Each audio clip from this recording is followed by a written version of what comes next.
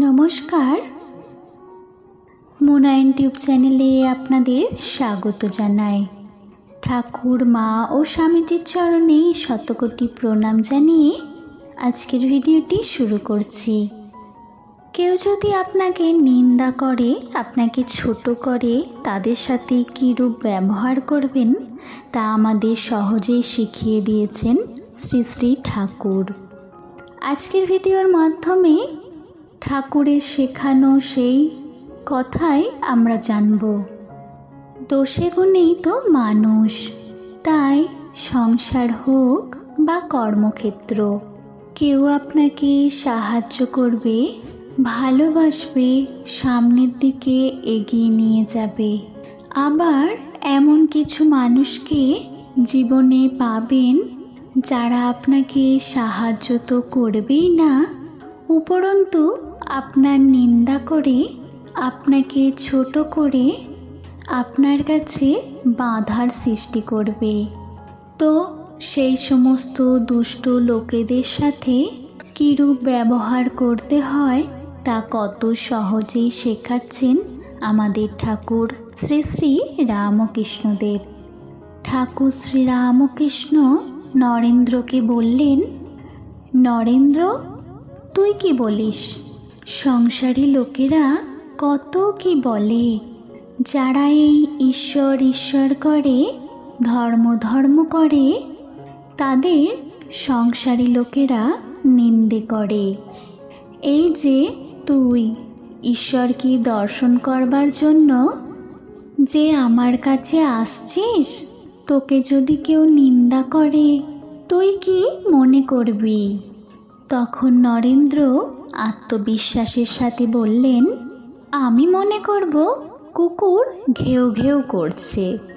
শ্রীরামকৃষ্ণ তখন সত্য কলেজে পড়া নরেন্দ্রকে বললেন, না রে, অত দূর নয়।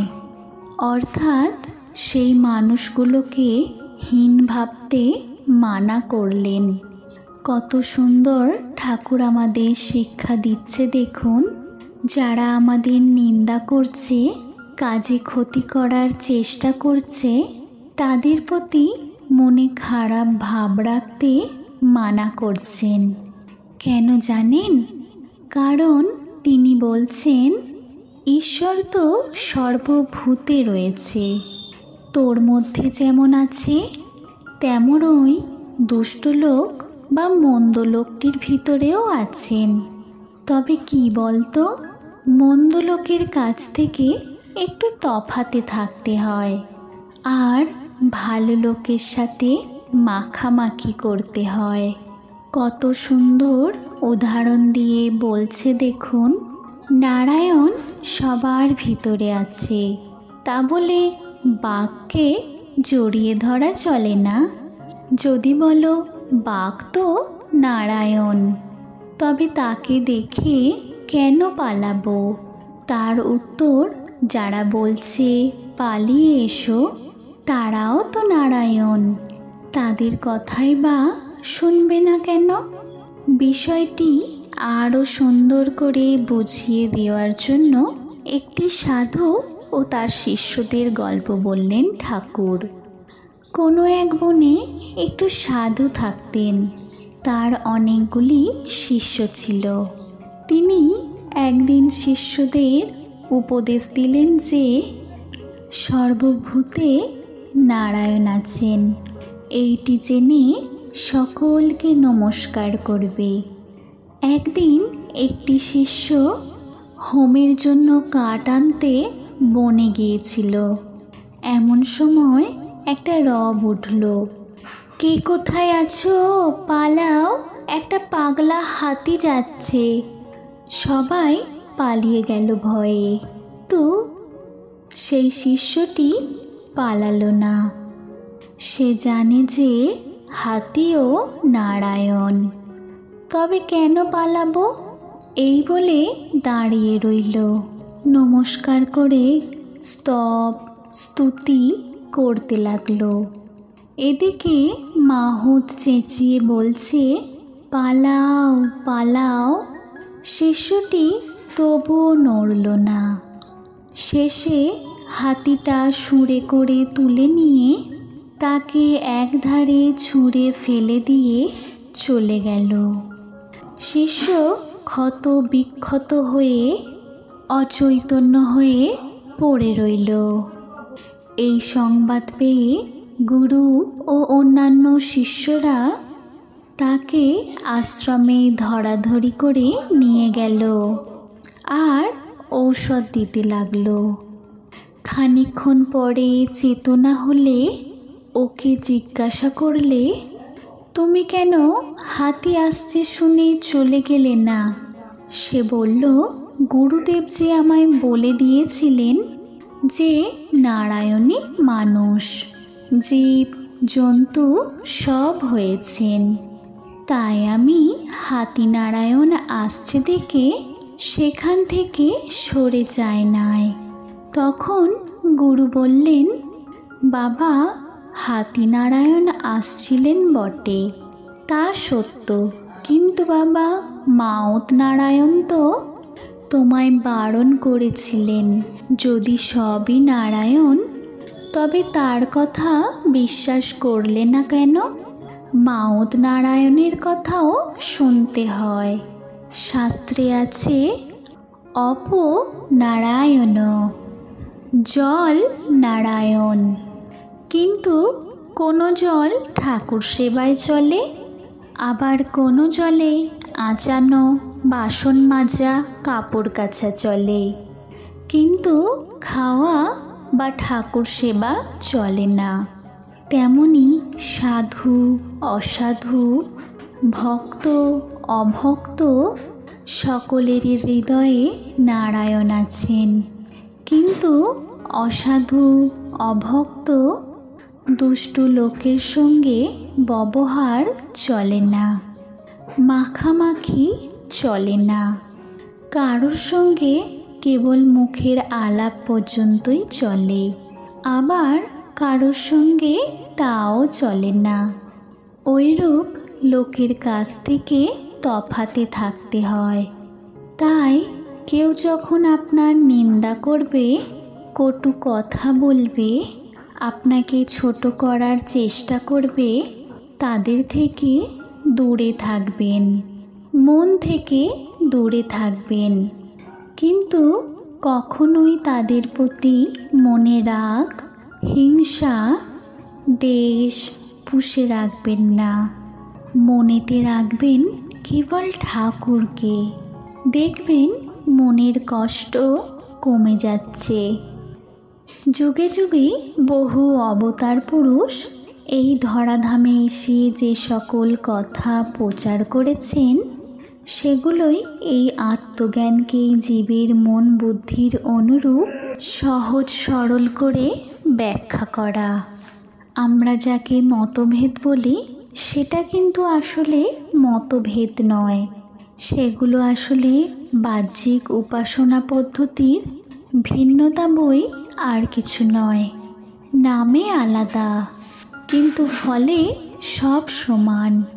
সকলেরই মূল লক্ষ্য হল সেই চরণ স্মৃতি লাভ করা, যার দ্বারা জীবের পূর্ণ মুক্তি লাভ হয়। শ্রীরামকৃষ্ণদেবের একটি বৈচিত্র্য হল, তিনি সব রকম ধর্মীয় উপাসনার দ্বারা সিদ্ধি লাভ করে স্বয়ং উপলব্ধি করেছিলেন যে ভিন্নতা কেবল বাইরে, অন্তরে সবই এক। তাই তিনি খুব সহজ ভাষায় সরল উপমাযোগে সকলের জন্য ধর্মের উপদেশ দিয়েছেন। ঠাকুর যে সময়ে আবির্ভূত হন, তখন গোটা ভারতে একটা খণ্ড যুদ্ধ চলছে। মানুষের মধ্যে ধর্মের গ্লানি, হানাহানি চরমে উঠেছে। ধর্মের নামে ব্যভিচার তখন নিত্য ঘটনা। এই সময়ে ঠাকুর শোনালেন এমন কিছু কথা, যা শুনে সে যুগের অতি বড় বিদ্বান ব্যক্তিদেরও চমক লেগে গিয়েছিল। বেদান্তের মধ্যে ঋষিরা শুনিয়েছিলেন বহুর মধ্যে ঐক্যের সুর। পরবর্তীকালে ধর্ম নিয়ে অন্ধ কিছু মানুষের মধ্যে সেই সুর পাল্টে হয়ে গেল জাতপাতের দণ্ড। মানুষের অসুর হতে দেরি হলো না। ঠাকুর বেদান্তের জটিল কথাকে নিজের হৃদয় রসে জারি করে বানিয়ে দিলেন অমৃত। মানুষকে শেখালেন শিবজ্ঞানে জীব সেবার ব্রত। মন্দিরে বন্দি করে রাখা ঈশ্বরকে টেনে বের করে এনে প্রতিষ্ঠা করলেন হৃদয় মন্দিরে। বেদান্ত যে জীবাত্মাকে চিরকাল সর্ব আগে রেখেছিল, ঠাকুর তাকে পুজো করতে শেখালেন।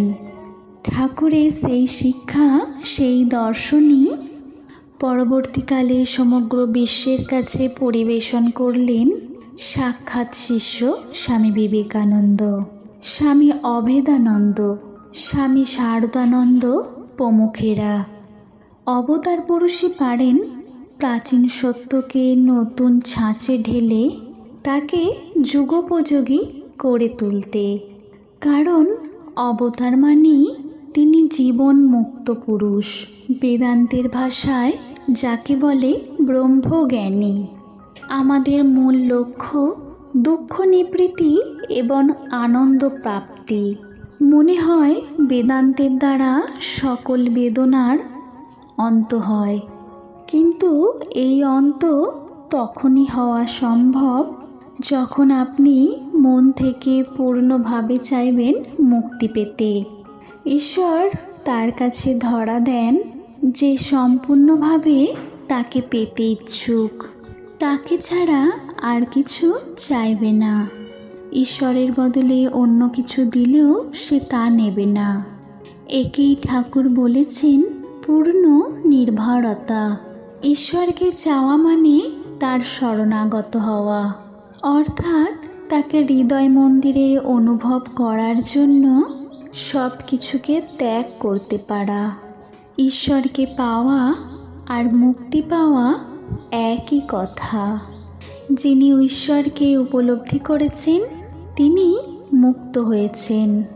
তাই যতই মানুষ সংসারের মায়ায় মোহস্থ হয়ে থাকুক না কেন, একদিন তার এই সব কিছু থেকে মুক্তি পেতে ইচ্ছা হবেই হবে।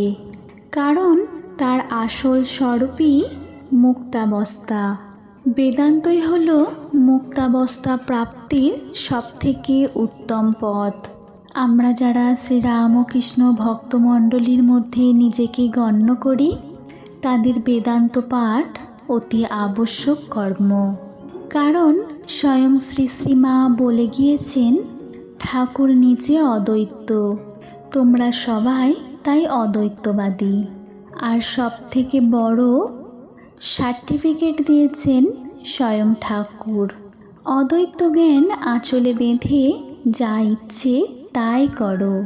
কিন্তু কিভাবে আঁচলে বাঁধবেন এই অদ্বৈত জ্ঞান? মানে কিভাবে অন্তরের দৃঢ়ভাবে ধারণা করবেন এই গভীর জ্ঞানামৃত?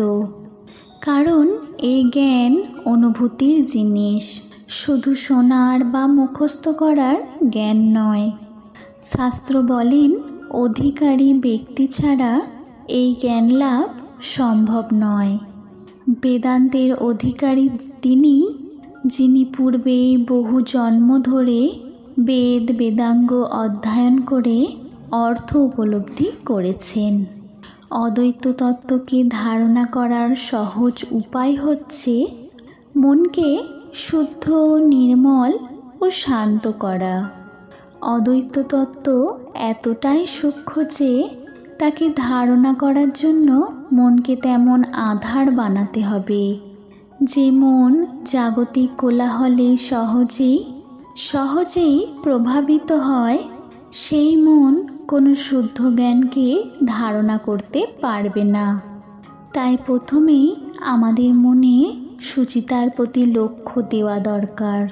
আমাদের সমস্ত শাস্ত্রের দিকে যদি একবার আমরা ভালো করে তাকিয়ে দেখি, তাহলে দেখব যে সবাই বারবার এমন কিছু উপদেশ দিয়েছেন যেগুলো পালন করলে আমাদের মনের গ্লানি দূরীভূত হয়। একেই বলে চিত্ত শুদ্ধিকরণ। মনের শুদ্ধি মানে যা কিছু কুসংস্কার আছে তাকে চিরতরে মুছে ফেলা। জপ, ধ্যান, উপাসনা, পূজা অর্চনা, সদ্গ্রন্থাদি পাঠ করলে নানা রকম সুফল লাভ হয়, কিন্তু সেগুলোর থেকেও মূল যে প্রাপ্তি তা হলো চিত্তশুদ্ধি। এইসব কর্ম আমাদের প্রত্যক্ষ ও পরোক্ষভাবে চিত্তশুদ্ধিরই কাজ করে। এটাই হলো মূল উপায় যার দ্বারা যে কোনো ব্যক্তি বেদান্তের জন্য সক্ষম অধিকারী হতে পারেন। ঠাকুর, মা, স্বামীজির আশীর্বাদ সকলের উপর পড়ুক এবং সকলেই ভগবত প্রেমে মেতে উঠুন। জয় ঠাকুর, জয় মা, প্রণাম।